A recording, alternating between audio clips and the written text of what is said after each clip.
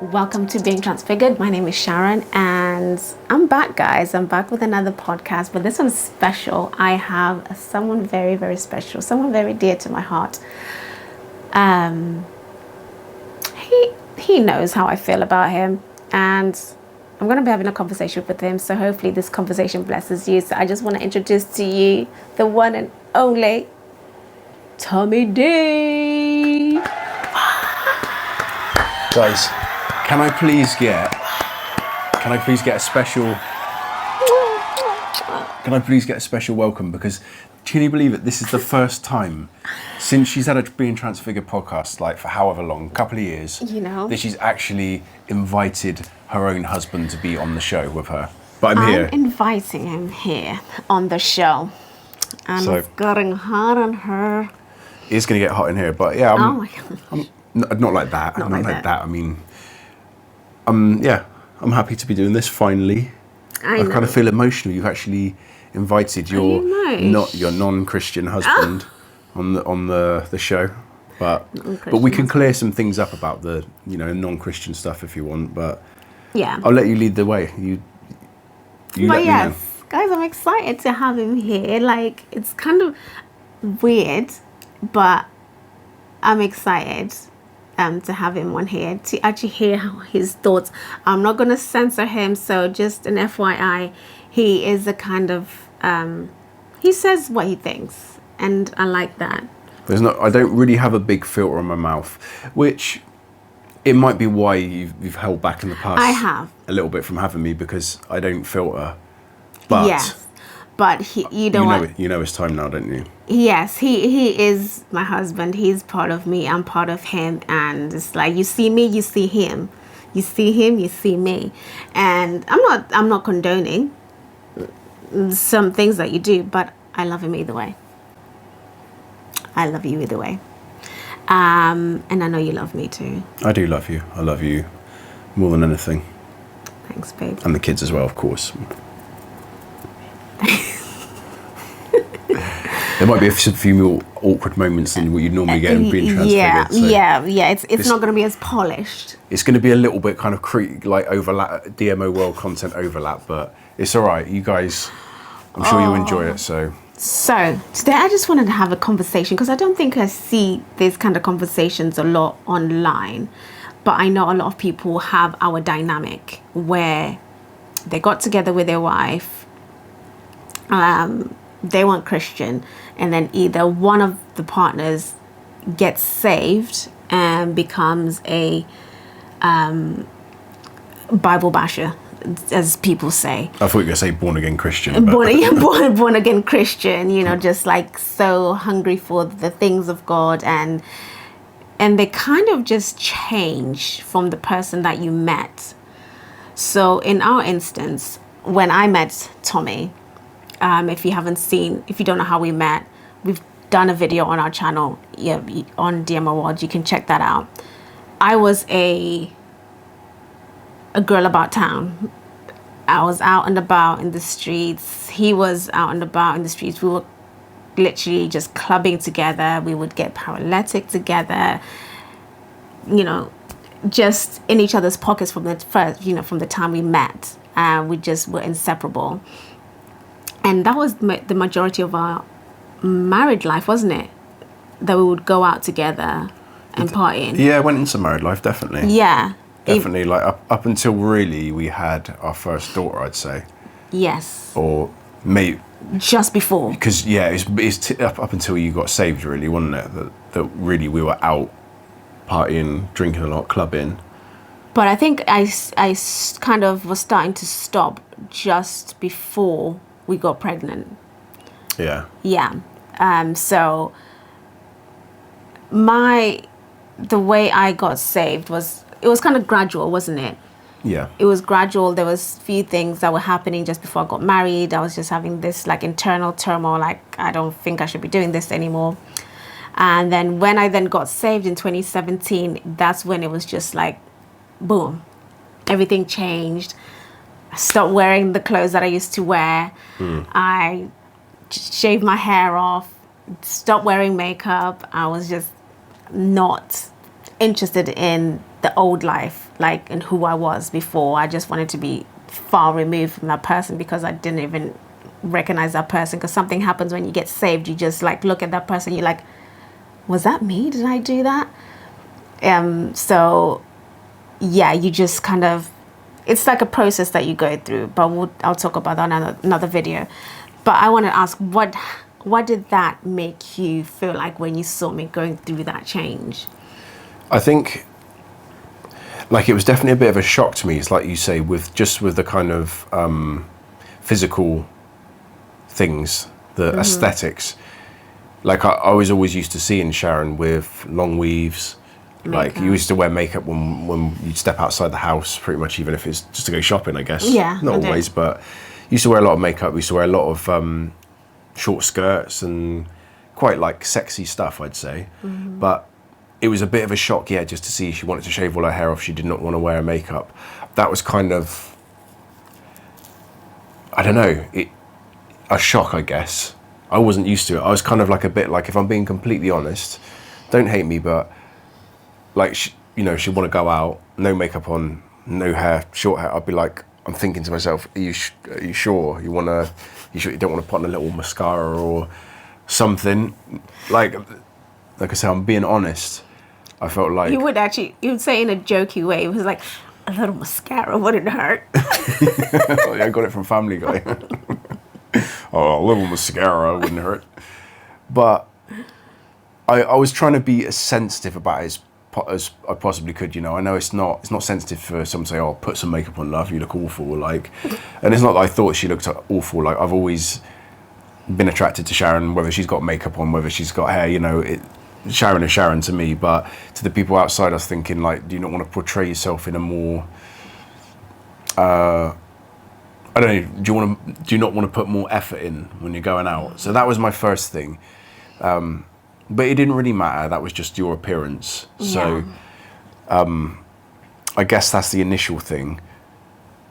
But did you want to go into the more emotional side of things, or the more? Yeah, just say whatever you thought. But definitely on the positive side, Sharon definitely changed for the better when she got saved. Like, it's something that it really saved our marriage, because, we were living a life of sin. And I don't want to say especially Sharon, but it was kind of especially you. You had, I say we both had our demons, but you definitely had your demons that you were battling. Those demons were deeply affecting our marriage. And I think for you to confront them and for you to change yourself was absolutely necessary for our marriage, for us to be sat here together today. So it was an amazing thing. I maybe didn't see that all straight away as it hit me in the face, but definitely, like, looking back, even like sort of 6 months after, it's like, we needed that. You needed that for us to continue. And obviously it did bring up a lot of pain and trauma from the past and at the time, but once it had all been aired out and we cleared the air and Sharon was this new woman, sorry, and I'm backtracking a little bit, but to backtrack a little bit, like, for example, Sharon she'd like to go out a lot, and I'd get quite jealous about her going out, like, I would be out as well, but there'd be times where she's like, oh no, I'm going out with my girl tonight. And I'm like, oh, I'm going to be by myself. And I wouldn't like that. And then she'd come back in the early hours of the morning. I'm thinking, like, where's she been? Who's she been with? What's she doing? Kind of thing. And I used to get that, like, on a regular basis. So, for all that for her to say goodbye to all of that was amazing for me.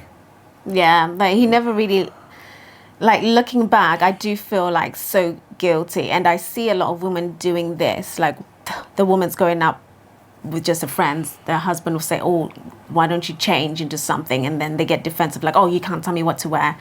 Or if they kind of voice that, oh, you're going out again, get defensive. And I used to get very defensive, didn't I? Because it's like, no, I'm going out with my girls and blah, blah, blah. Especially like if your girl is going through something and they may be single and you want to console them, you don't want to feel like a bad friend. So you're kind of caught in this place and living in a kind of feministic world, you get defensive because, you know, girlhood, got to stick together. And that's kind of a toxic ideology, especially if you're married. Yes. I would say, especially if you're married. And we were still living like that after we were married. We were before, but even after we were married, you're still like going out. Yeah. And also, just to touch on what you just said about, like, you know, what you're wearing, that was another thing I forgot to bring up earlier. But, you know, I'd see her in a tight dress showing everything off. Like, to me, for my eyes, that's amazing. But if I'm not there and she's out showing that all off to everyone in the club, like, I'm not going to lie, I used to hate that. I used to absolutely hate it. But it's like Sharon said, she wouldn't be told. And I almost, like, felt like I shouldn't tell her. Because, I don't know, there's... Some people consider that, like, abusive for a man to try and control what a woman wears. So I was conscious of that, you know, and I didn't want to be that guy that's, like, controlling. I didn't want to be abusive with it. But deep down in my heart, I wasn't happy about the fact that she's wearing that dress that shows all of her curves off. And I'm not there. That's for everyone else's eyes and not mine. And I didn't like it. I might have made a comment, but I never used to push it because I didn't want to be that controlling guy. But deep down inside, it hurt. It really hurt me. And, like, thank God for hindsight 2020, because, you know, when I got saved and looked back, you realize your partner's not the enemy. Your husband's not the enemy. He knows how other men think. And exactly. I know how I thought when I first saw you in a dress like that. Yeah, exactly. So it's like they're just trying to protect you as a woman from crazy predators out there. We know they're out there. But I'm not saying, like, it's your fault if you get attacked because of what you're wearing. But, like, men are just more aware of these things. So they just want to protect their woman. And a lot of men would take that as an invite as well. Like, would take it that if she wants you to see everything, then it's kind of... it's there for the taking kind of thing, you know. There's people with that mindset, but and you know, I'm not gonna lie, it was just jealousy. I don't want other men being able to see my wife's goodies, you know. But there's nothing wrong with jealousy. A bit of jealousy is all right. No, but I do feel like I was quite good at controlling it in a way, you know. I would say something, but I was never pushy with it. But I want it to be pushy, but I was just like, I got to simmer down a bit because I don't want to be that guy, you know. But you're never that guy anyway. It's not in your nature to be like that, even now. But even you can be passive aggressively, like, controlling. You know, you can put someone on a guilt trip, which is, you know, maybe I did do a little bit of, I don't know, maybe I did make you feel guilty, but I was conscious of it, and I didn't. It didn't work, trust me. No, it didn't work. I just I never wanted to be a controlling guy. I'm not a controlling guy, but it did used to hurt me. So, yeah. I'm sorry. I know I said I'm sorry for that. But, that's okay. We're over that now. That. But that was obviously amazing that, like, you let go of that. But it was just kind of a bit crazy that I felt like you were completely overcompensating by intentionally making yourself not look attractive. Like, I thought, like, maybe you were overcompensating a bit and you're doing a little bit too much of the opposite. Do you know what? I think you... Oh, sorry, were you still talking? I was just going to say, but I would obviously take the saved version of you, even with no hair or makeup, anything like that, over the club girl that would be showing everything off to everyone in the club, everyone in the street. Do you know what? I think when you get saved, there's something that happens internally where you literally, like I was saying, you just, when you know what Jesus saved you from, you just don't want anything to do with that past version of you. You literally want to be a changed person. And it's not like you do it intentionally. It's just, I felt like I had to do it. Yeah, I get it. I literally felt like it had to be done to prove to myself, to prove to you that I'm not that kind of person.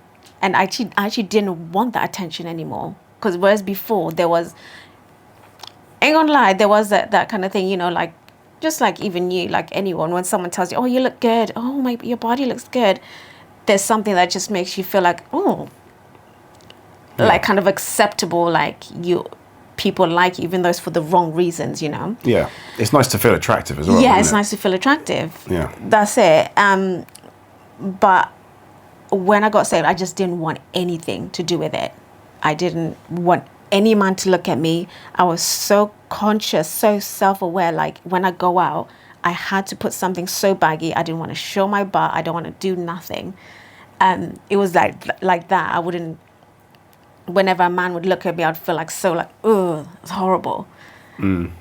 It's just weird, like how it happens. But I'm glad it happened. but yeah, so am I. Yeah. Thank you, God. Thank you for saving her, because you saved me. Yeah, it saved us. Saved us. Saved us. So yeah, definitely. Yeah. So you'd say it was a great thing that it happened then. Definitely. Yeah. 100%. So what do you think would you have changed? I don't think I would change anything, but I think there are maybe some drawbacks in that you now have a very different mindset maybe than I've had. Like you're immersed in the Bible, in the verses, in the scriptures and stuff. And like for me, I'm learning. I'm still like on a learning curve. I consider myself Christian, but I'm not as religious, as devout as Sharon is. There's still things that I don't understand. So I do sometimes I do just feel a little bit like you're on a different level than me. And I feel a little bit left behind, I guess, sometimes. Oh, you know you could come along with me. That's the thing. And I can't argue with that, because I could come along and dive deep into it as you. So that is definitely on me. But I guess that's the only drawback. But I don't really want to say it's a drawback, because, like I say, that's more me. I don't want to say letting myself down, but that's just more me running at a slow pace, you know, let myself get left behind, I guess. So, I mean, yeah, it is definitely a good thing. There's not really, like, I'm nitpicking now. To try and find a bad thing of you being born again, I literally have to nitpick, and that's probably all I can come up with. Okay. I'm glad to hear that. So has there been any time where you've thought like, oh, she's just too much into this, I gotta leave, I gotta bounce? No, there hasn't, because it's like I say, like, I'm not an atheist. I'm a believer. I would consider myself Christian, but I'm just learning. I'm not religiously reading the Bible. I'm not religiously going to church, but my heart is definitely open to it. Okay. You know, we pray and stuff. So, there's nothing that, I mean, she does. I listen to my music. She doesn't approve of a lot of the secular music that I listen to. So maybe I could, that might be a bit of a drawback, but maybe I shouldn't be listening to it as well. So, you know. I never stop you listening to what everyone, but my one thing is like, no effing and blinding in front of the kids. Yeah. She doesn't stop me, no. Yeah. Even I don't really like hearing it that much, but it's like, just not in front of the kids. So I think we're all right with that as well, aren't you? Yeah. Like, but we seem to like, we function very well for two people that are not in the same place spiritually. yeah. It does work. And I'm finding myself, like, as time goes on, I'm asking less and less questions. Like, so when you were first saved, I would ask a lot of questions. There'd be a lot of things like doubts and things I don't understand, and I'm like, I don't get it. Why is this? Yeah. What does this mean? Is that, like, I'll be kind of trying to find things that maybe sound a little bit hypocritical. Yeah. Like, I find that I'm not asking those questions anymore. I'm in a place where it's like my heart's open now. Because he's found his favorite Bible verse. Yeah.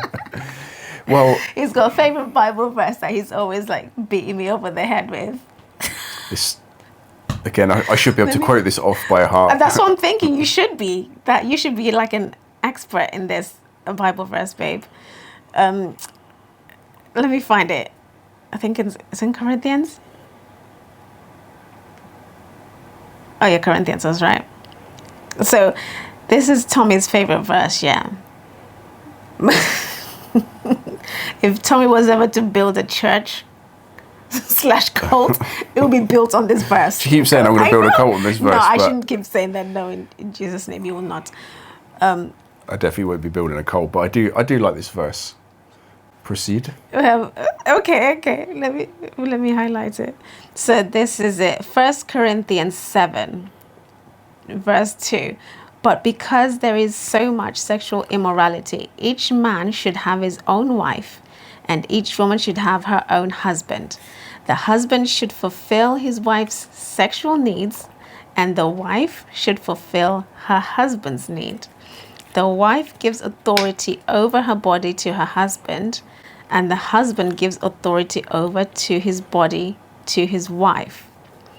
Do not deprive each other of sexual relations unless you both agree to refrain from sexual intimacy for a limited time, so you can give yourselves more completely to prayer. Afterward, you should come together again so that Satan won't be able to tempt you because of your lack of self-control.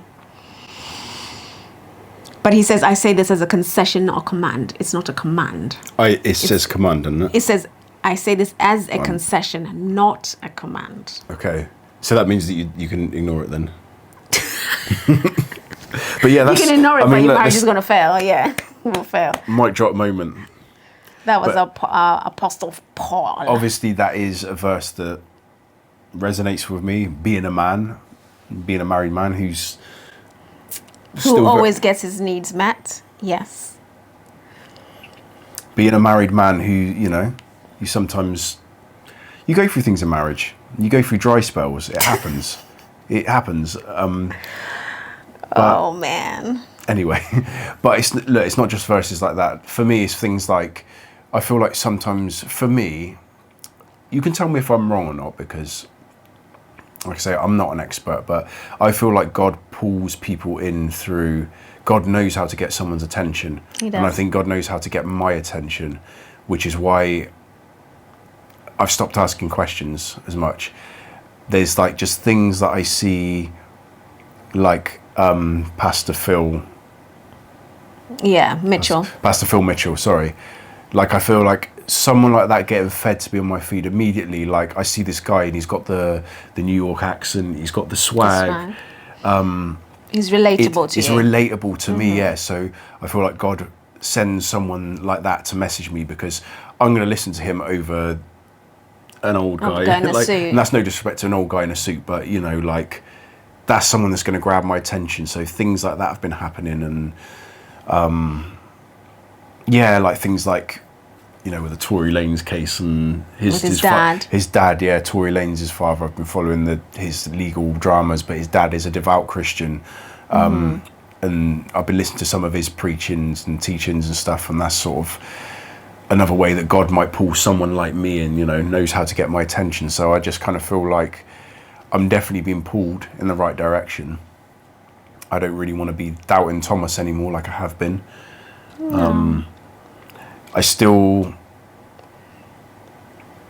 like, we've been talking about, I've been talking to a friend and talking to Sharon about, like, sort of fully giving my life to Christ, and I've been holding back a little bit, because I still feel like, if I'm living in a place of sin, are there sins that I can completely let go of, and I don't want to be that hypocrite.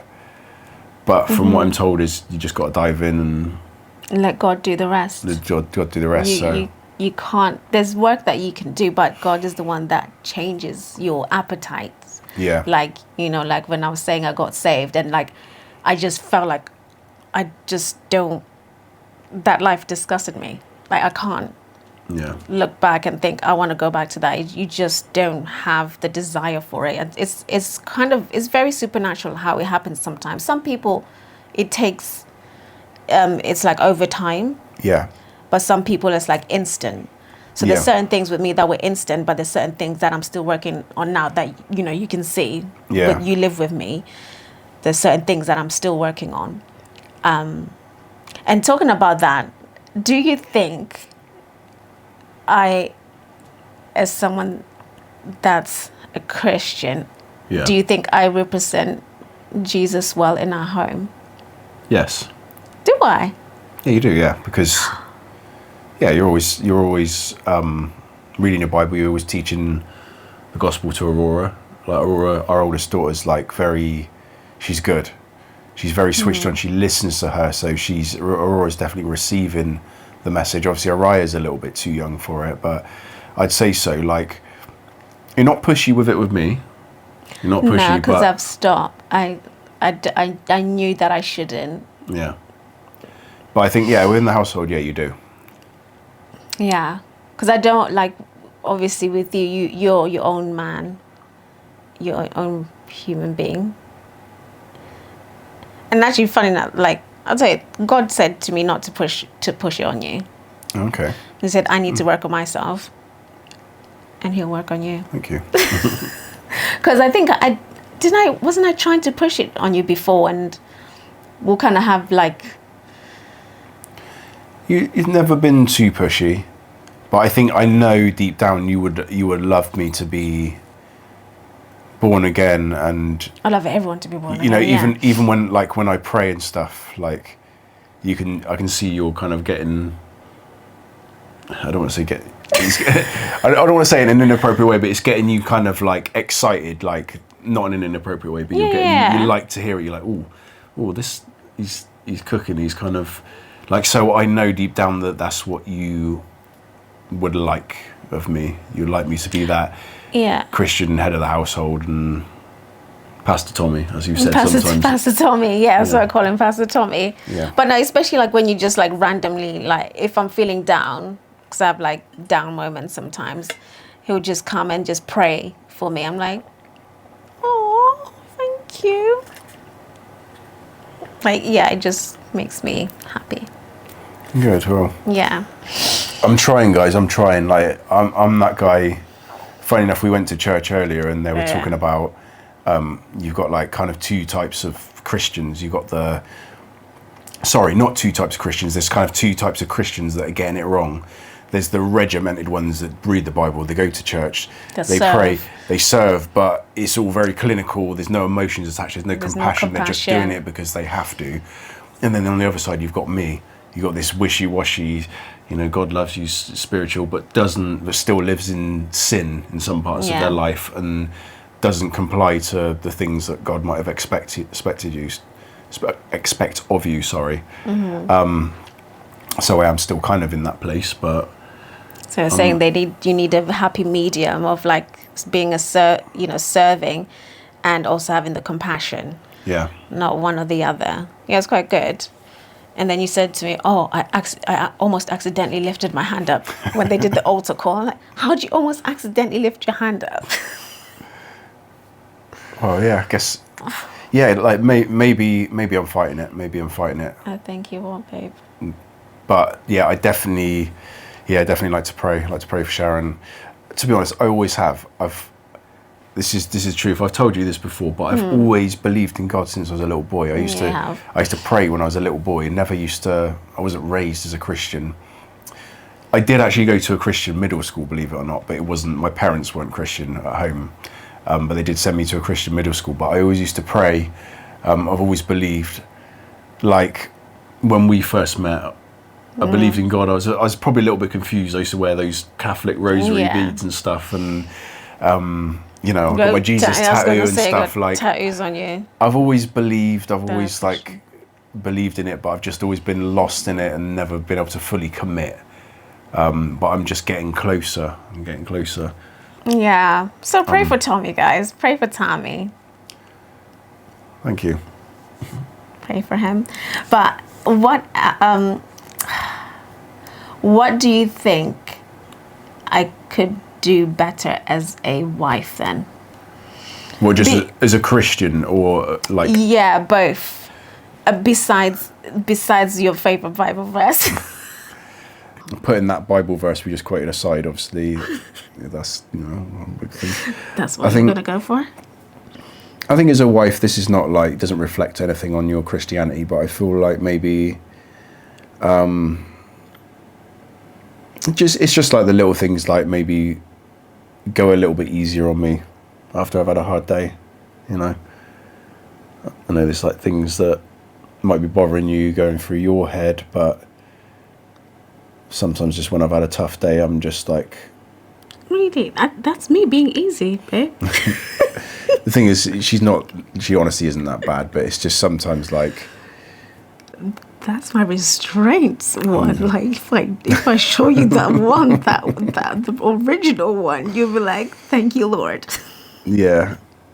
Because the original one, the one that I was rehearsing to give to you when you came home, you'd have cried. I probably would, actually. I probably would. But yeah. No. I think just sometimes, yeah, just the thing is with Sharon, she goes through her battles mentally. You know, sometimes like she's so taken away by her own thoughts and her own troubles and anxieties and stuff that maybe sometimes it's hard for you to hone in on mine. And, and that's not just that's vice versa as well. That's kind of the thing that we both have, you know. Sometimes we're both like so wrapped up in our own problems in our own heads, you know, that we find it hard to come together and console one another. And sometimes, when we're both like, so like sometimes after a hard day, it's like I really want consoling. I really want her to pull me in, pull me to her breast, pull me in and console me. But she wants the same of me, and we're both just not in that place. And we're just... So I'd say that's definitely something we've known for a minute we need to work on, but it's not just on you. There's a lot of little things we can work on, but as a Christian, what could you do better? See, that's hard for me to judge you as a Christian, but I guess you kind of said it really, like being a wife, because like there is a verse that does say, I know it, to be a meek and humble wife. So not like quiet, like you can't say anything, but just meek, and how you present yourself as a wife, in front of your husband, in front of other people, not being demeaning. Like I've been watching a lot of things about, you know, biblical womanhood, and it's a thing that's very hard. That's one of the things where we're saying, you know, like certain things just get fixed straight away, and certain things are a process. And this one for me, I think, is a process on how I can be a bit more softer. Yeah. In marriage, but I think I am soft, but there are times where I'm not. I think I have the capability to be soft. I mean, it depends on what mood you're in, doesn't it? Really? Yeah, that's what I'm saying. Yeah, it depends on like what's happened that day. But I think that's one thing I'm definitely like working on, and because like growing up, like you just see how women are. Like we see online, we see on TV, like women are classed as like the ones that wear the trousers, isn't it? Yeah. I mean, I don't really necessarily have those expectations though for you to be kind of like quiet, humble, submissive. You know, I definitely don't have those expectations of you, you know, like. But what does submission mean? That's what we have to talk about. Well, I would say like the way I would sort of interpret submission is like you kind of go with whatever the husband says, and you're very humble and honor the husband's wishes, and which maybe it doesn't mean that, I don't know, yeah. but that side of it I don't expect. You know, I just think we're equal. Like I know man and women aren't equal. They're not. But what I mean by equal is like you have your strengths and weaknesses, I have my strengths and weaknesses, and we work together. Yeah. Like, so we're equal in that we both have our powers and we both have our weaknesses, and you work together. And I don't think like, I don't put one above the other, you know.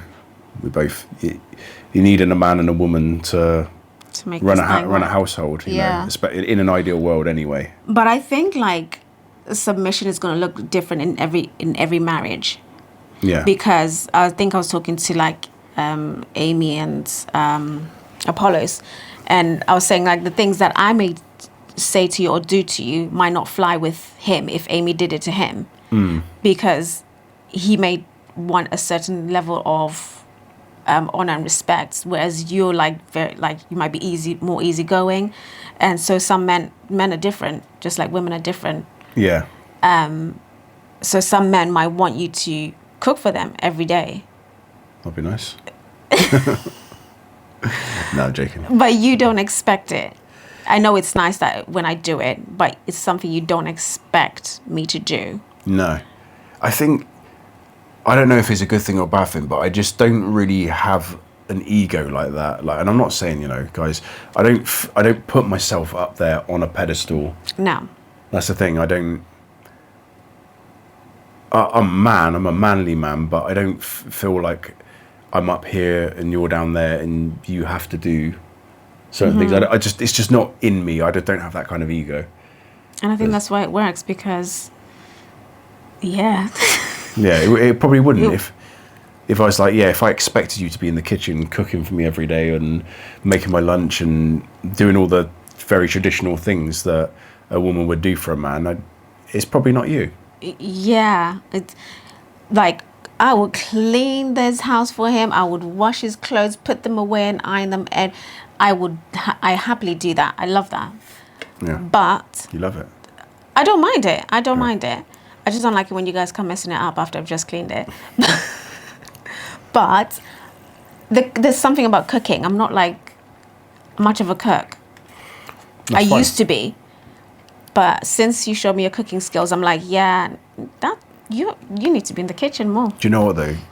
She can cook. You're not being 100%. You don't Okay. enjoy the process, I but don't enjoy the she can actually make really good food when I'm ready. But when you're ready, but you're just not into it, are you? No. If you're being honest, you don't like cooking, but you are good at it. Like she can just do like baked chicken with, you used to do it like mashed potato And it's bussin'. That's okay. and yeah, it's good. She can season meat well and cook it well, and yeah, you can cook, but you just don't like it. So I don't expect it to. And Thank you. I like cooking, not always after a hard day, but especially like weekends or if I've got a bit of time, I like cooking, so I do it. Yeah. And it works. Yeah, so I guess it's going to look different in every marriage. Like, Yeah. I think if someone like from, back home came here and then I'm like sat here after a day's work, he comes in and cooks for us, people will be like, why are you doing that? It might look so weird, but he doesn't mind it. But then when I can, I do cook as well. But he never has to do his laundry. He never has to clean the toilets or anything. I do all of that. So, She does do like the lion's share of the house, like about as far as I clean the kitchen. I'll run the hoover around her. So I do sometimes have a general tidy up, but as far as laundry, like folding the clothes, putting them away, she does all of that. I don't ever like put my own pants away. no, so it's fine, and I don't mind underpants. that, and I don't mind that. That's my part of submission that I want to. I actually don't mind doing that for you guys and taking care of it because I like it. Maybe it's an OCD thing. I like to know where things are. Yeah. Yeah. So actually, let's put in the comments. What is submission? What is biblical submission? In your understanding, because I think a lot of people have a different idea of it, isn't it? And Yeah. I think different cultures as well view submission differently, don't they? Yeah, I guess so. I've only got that one way of thinking about it, but it's, I don't know. For me, if it works, and most of the things for us do work. Yeah. Like our roles work. And not to mention also like Sharon is a stay-at-home mother, so Yeah. like the nurturing of our 3-year-old who's at home is largely on Sharon because she's at home with her all day. I come home from work and she wants to see me and play and goof around and be like the fun dad. Yeah. But a lot of the teaching and the learning, the nurturing, feeding during the day anyway is on Sharon. So Yeah. we work pretty well. I think we've got a good system where we both got our powers and it just kind of works. It does work. So I know a lot of people that sometimes when you become born again, you're like, oh, my husband's not safe. I need to divorce him. I need to leave him. But I beg to differ. I think that's actually not biblical. You actually need to stay with your partner, because let me actually read this. Yeah, I don't know if you know this Bible verse, babe. It's in Corinthians as well. The only thing I always say is, though, I know obviously you're reading this verse. I am believing. Yeah. I am believing. This is not. No. Yes, you are. But I'm just saying to those that let's say have given their life to Jesus, but their partner is not a believer. 1 Corinthians 7:12. Now I will speak to the rest of you, though I do not have a direct command from the Lord. If a fellow believer has a wife who is not a believer, and she is willing to continue living with him, he must not leave her. And if a believing woman has a husband who is not a believer, and he is willing to continue living with her, she must not leave him. For the believing wife brings holiness to her marriage, and the believing husband brings holiness to the marriage. So that's Bible. So you're stuck with me. I'm stuck with you. If you want to stick with me, I'm gonna stick with you. We'll stick together. We'll stick together. So we just want to encourage you guys, like, you can make it work in that dynamic that you're in, and you just gotta still carry on loving. And I think that one thing that you said, like, because I think you were saying about me going overboard with the whole, like, no makeup and this kind of stuff. I think I'd kind of lost my fun as well. Do you remember? Yeah. You brought up a good point, like, yeah, right as we're running out of time. You brought up a good point, but yeah, I think you've just got to hit the nail on the head there. Going back to your question about what would you change, there was a period of time where you did lose your fun, you lost your sense of humour. Like, I feel like you can still, I mean, you got it back now. Yeah. But you can still be a fun person, you can still laugh, joke, as long as you're not being offensive. There's nothing wrong with being fun and being Christian. So that's maybe something that I would have changed. But yeah, because I remember you saying, like, because I just felt like I was saying, I don't want to do anything, I don't want to go anywhere. And I think I remember you saying to me, like, you can let loose a little bit. I would like you to just let loose a bit. Yeah. And I was like, let your hair down. I was like, I don't have any hair to let down. Yeah. But I was like, I don't know how to. I was just so stuck, because at that time I was just so with my Bible, just reading and just wanting to learn more. And I just didn't care about anything. But then I forget that, I'm still married. He's like kind of married to like a stranger now, aren't you? Because I'm just totally different. But it was so nice that you were patient with me, and you kind of gently said, let's start doing this, let's do that. It took a bit of convincing, didn't it? Yeah. To actually get out of it. But we're here. We're here. I think COVID 2020 definitely did help. Yeah, COVID was good for us. We keep talking about this recently. Like, yeah. During COVID, we were like, I don't know, we were that was always like the test of people's marriages and relationships, whether you could be locked in the house together for 2 months straight, whatever it is, and not hate one another. Like, we really functioned well. We loved it. We were like, yeah, we were really just happy in each other's company. We didn't fight, we didn't argue. I think our love life was quite good. We started our channels in COVID. Yes, we did actually. So yeah, like, it was a blessing. This is meant to be. It's definitely meant to be. Yes. So guys, pray for us. Pray for us to continue this love story, and we pray for all of you guys that are in marriages as well, because we understand the challenges, but this is an advice for us as well. Let's also look at the beauty of it, not constantly focusing on the bad or the things that we're arguing about, because sometimes the little sneaky enemy doesn't want you to get along. He just comes in and just spews little lies and tries to sow discord between you guys. But you just have to make it work and be honest and just speak to one another. Yeah. doesn't matter where you are, whether you're Christian or unbeliever, whichever dynamic you have, like us, just communication, isn't it? Definitely, yeah. Yeah.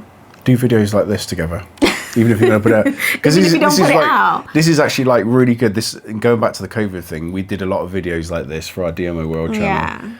And I feel like, even though we're making content, us just having a chat and opening up, it was kind of almost like little therapy sessions. Yeah, it was actually. And it's like, it actually was. And I feel like we're getting a bit of this now. This is the second video we've done tonight, and yeah, it's nice, isn't it? Feeling connected. It's nice. Do you know what? We might bring some couples, maybe do like a sit-down couples, like different couples and different dynamics. What do y'all think? Yeah, just communication is key. Yes, 100%. But anyway, guys, we're going to go now. Thank you again for having me on your channel. Yes, thank you. Thank you again for having me on your channel. It's been fun. Thank you for gracing me with your presence. I feel like so chuffed. I feel like I've got a... Chuffed? Who says chuffed anymore? Me. I've got like a whole celebrity on my channel. Like... I don't know about celebrity, but... He's a celebrity, guys. Go check him out. He's a celeb. But yes. Anyway, guys, Tommy, do you have any information that you want people? Have you got like a book that's coming out? Are you on Instagram or on TikTok? Anything you can plug? Follow me on TikTok at Tommy DMO. Follow me on Instagram at Tommy DMO. Check out our family channel, DMO World. We're always posting a lot of marriage content, a lot of, daddy-daughter content. A lot of it's quite funny. We do a little bit of lovey-dovey stuff. Mm-hmm. If you don't know us, or if you don't know me and you only know Sharon from this channel, please go and check me out. I'm sure you guys will get a few laughs and enjoyment out of it. And no books coming out though. No books coming out? No. One will come out soon. But we're about to make a movie, so there's that mouth that I was talking about. But it's so good. It's so good. We're married. Yeah. We can do these things. We can do these things. Any advice that you want to give couples? Because you're full of wisdom. Again, especially, let's say, like in our dynamic. So as the one... Actually, I speak on the part of the person that's not on the spiritual side. As spiritual as the other one. So sorry, if their wife is spiritual, we're talking like... Yes. If you're in a situation like where you're not as devout as your partner. Yeah. I would just say listen and open your heart. Just keep an open heart, and also obviously listen out for signs that you're getting pulled in, because sometimes I feel like I probably have been ignoring God speaking to me. Like, I was always like, God doesn't talk to me, like he doesn't. But I feel like there are, like I said, there's ways he can get you to listen. So I would say, if you are that partner and you're going on a bit of a journey, then just kind of pay attention. That's a good one. That's a good one, actually. And just pay attention when you're going out, because you've had this happen to you a lot, haven't you? At work, someone will come talk to you about God or something, or in the gym, will have someone talk to him. Like, just random things just happening, or you just get a message from someone. Yeah. So, yeah, you're right. Listen out, because chances are your partner's praying for you, and God wants you to come into the kingdom, because it's so much fun over here. Okay, guys, we're going to go now, but thank you so much for joining, and hope you enjoyed this video with the one and only Tommy DMO.